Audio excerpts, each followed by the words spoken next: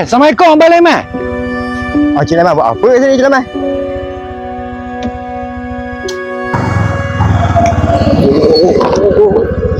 Bok Min, awak nak ke mana Bok Min? Tahan mengejut gitu. Kau saja kau ambil angin je ni. Aduh awak ni.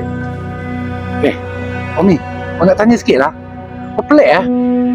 Abang Laiman tu rajin pulak pergi ke ladang sekarang. Kau jumpa sama Abang Leman tu. Kau ada khabar dia jumpa anak bini dia. Hah? Kau seingat kawan, anak bini dia dah kena bunuh tahun lepas. Gitulah. Memang gitulah. Sok kau dengar apa gitu lah. Ya betul. Ya betul. Pasal tu kita kena jumpa Abang Wan lah. Abang Wan ni dia ramai kena ustaz. Apa semua kan? Tu kau boleh tolong berubat ke apa? Boleh lah tu. Oh gitu.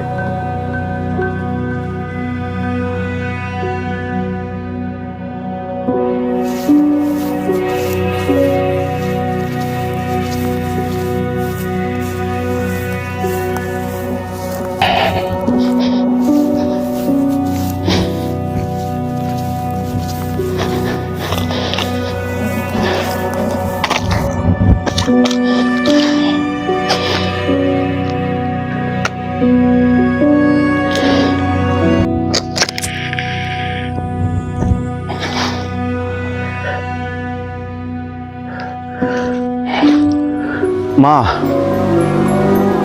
bila malam pukul 12